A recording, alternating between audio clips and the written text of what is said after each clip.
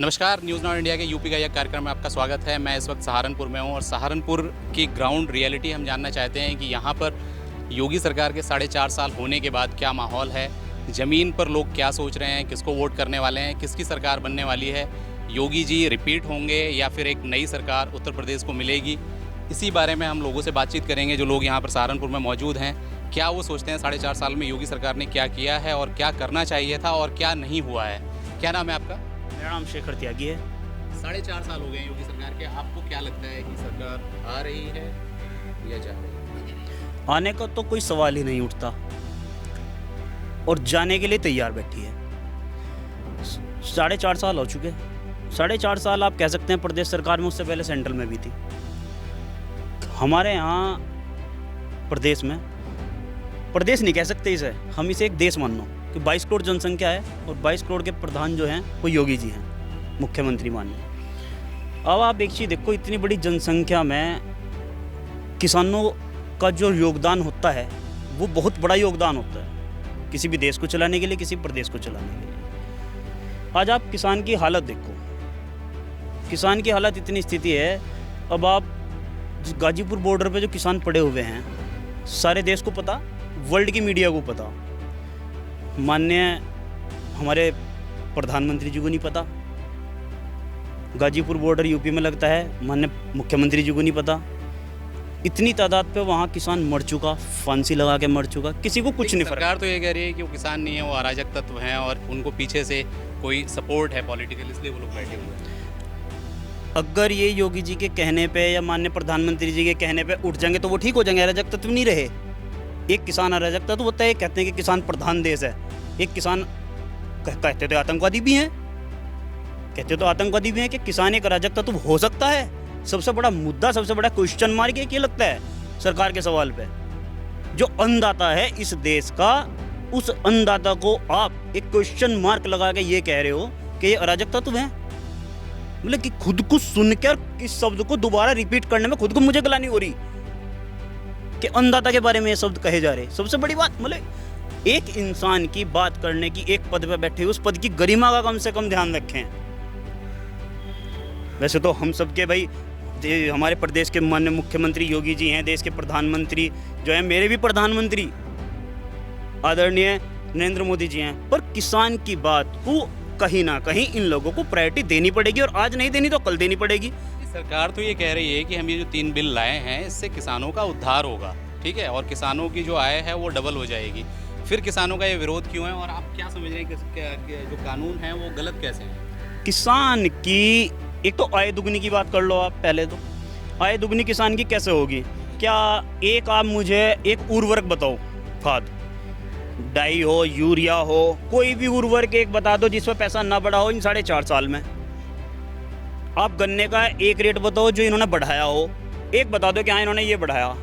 किसान का बहुत बड़ा लार्ज स्केल में पैसा आज की तारीख में ड्यू पड़ा है शुगर मिलों पे। आप वो बताओ वो मिला क्या? आय दुगनी किस तरीके से होगी? इस तरीके से आय दुगनी होगी कि पैसा किसान को मिल नहीं रहा, खाद पे पैसा बढ़ाया जा रहा जो खेती में डलेगा, और जो 12 की जो सब्सिडी मिलती थी वो ख़त्म कर चुकी, उससे भी आय बढ़ेगी। और जो आदमी का जो सबसे बड़ी रोजगार होता है, उसका गन्ना जो जाता है शुगर मिल में, वो वापस नहीं मिल रहा, पैसा बहुत टाइम बाद मिल रहा, जो पूरी एक सीजन जा चुकी है। अब स्थिति ये है किसान की। मैं आपको आय दुगनी की एक छोटा सा एग्जांपल देता हूँ। अगर एक किसान अपनी लड़की की शादी करने के लिए सोचता है ना आज, तो वो साहूकार के पास में जाके कर्जा उठाता है। ये उसकी आय दुगनी है कि वो कर्जा उठा के पैसा लेगा। इनके सहकारिता विभाग में लोन दिया जाता है ज़मीन के ऊपर। वो 1 लाख से जो बढ़ाने की बात कर ली, 2 लाख रुपए कर दो। पहले तो 2 लाख रुपए का कर्जा दिया जाएगा, वो कर्जा लेगा, फिर वो जहर खा के मरेगा, फिर उसे 1 लाख रुपये और ऊपर दे दें। हमारा निवेदन ये है माननीय मुख्यमंत्री जी से कि आप कर्ज में ना डुबाओ किसान को। कर्जा देने की जरूरत ही क्या है? क्यों दे रहे कर्जा? किसी कौन मांग रहा कर्जा? योगी सरकार का तो दावा है कि उन्होंने गन्ने का दाम काफी बढ़ाया है और जो बकाया था वो भी दिलाया है। कहाँ बढ़ाया? कहाँ बढ़ाया?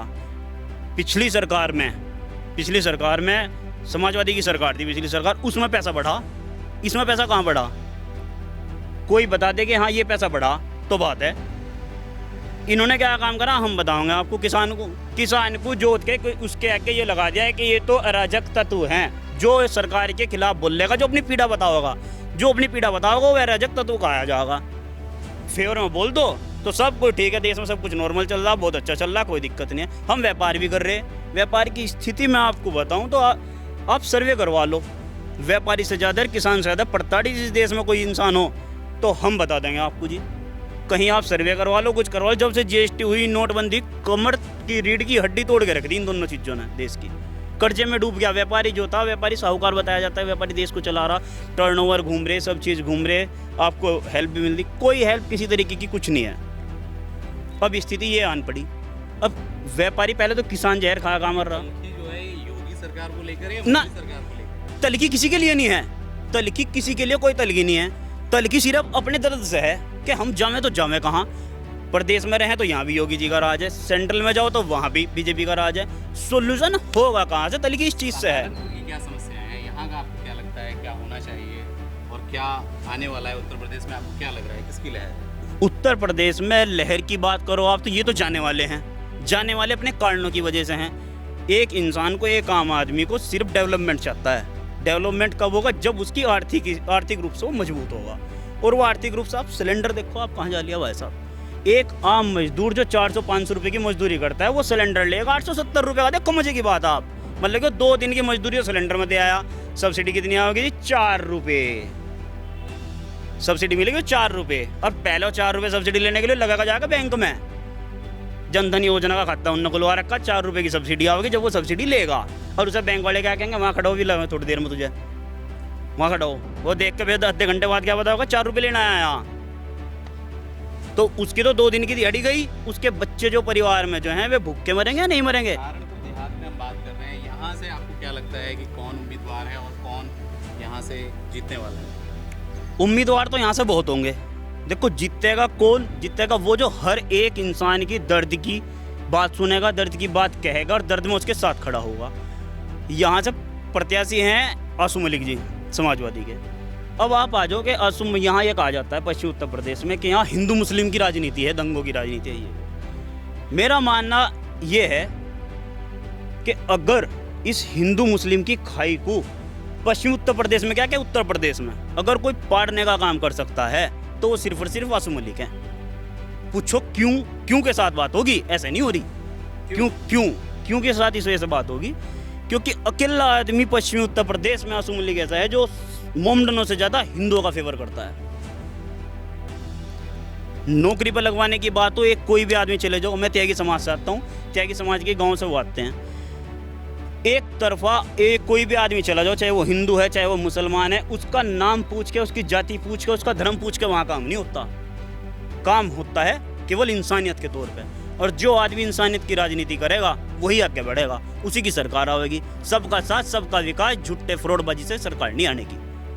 आपने बताया आप व्यापारी हैं, आपको तो नेता होना चाहिए मेरे ख्याल से। मैं नेता की बात सुना हुआ आप इस चीज़ पे, मैं नेता हो सकता हूँ, बहुत अच्छा हो सकता हूँ, पर नेता बनना बहुत मुश्किल टफ काम हो चुका। अब तो जो मैं व्यापार कर रहा उस पर ही कर्जा इतना हो चुका ले लेकर कि मैं जहर खा कर मरने को तैयार हूँ। अब मैं नेतागिरी करने के लिए लिखूँ या मैं जहर खाने के लिए मरूँ? कि कर्जे व्यापार चलाने के लिए कर्जदार हो चुका मैं। अब स्थिति ये है कि बहुत भयंकर वाली स्थिति है, व्यापार वेंटिलेटर पे है देश का।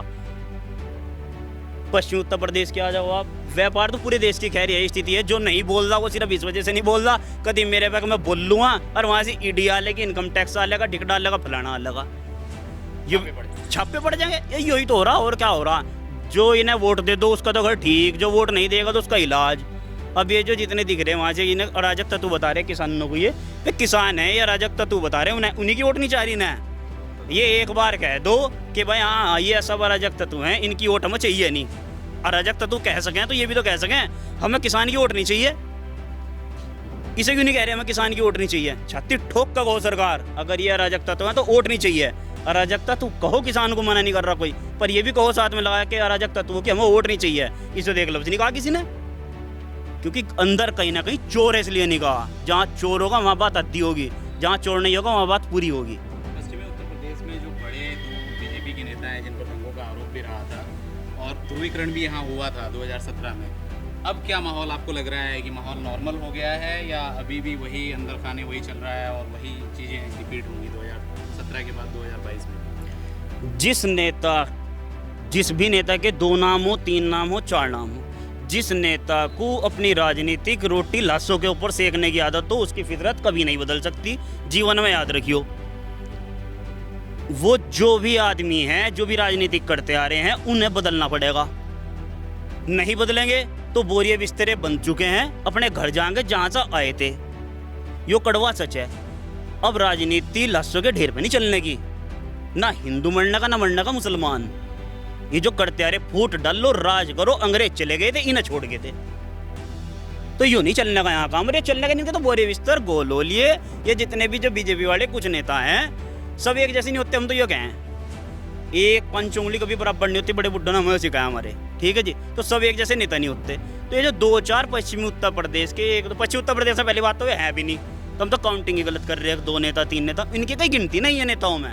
ये तो वो बवाल मचा, इन्होंने लोगों के दिमाग में, जहन में गलत बातें डाल ली, वो बवाल खड़ा होगा, उस पर गर्म रोटी सेक के ले गए। इससे ज़्यादा कुछ नहीं करा उन्होंने जीवन में। और वो पतीले उनके बन चुके, बस्ते उनके बन चुके, जाने को तैयार बैठे। अब तो वे सोचो इज्जत किस तरह बचाओ है। अब तो इज्जत बचाने का दौर चल रहा, बस इससे ज़्यादा कुछ भी नहीं चल रहा। और यहाँ मैं फिर दोबारा से कहता हूँ, राजनीति नेतागिरी वो आदमी करेगा जो आदमी हिंदू मुस्लिम की बात करेगा, और सिर्फ वो आदमी आसू मलिक है इस पश्चिमी उत्तर प्रदेश में। और उत्तर प्रदेश में अगर कोई इस खाई को पाट सके, हिंदुओं की वोट को डाइवर्ट कर सके समाजवादी पार्टी के लिए, जो हिंदू जिसकी तरफ जा सके, वो केवल और केवल समाजवादी के पार्टी के पूर्व MLC मानने आसू मलिक हैं, और कोई है नहीं, हमें दिखाई देता चारों तरफ।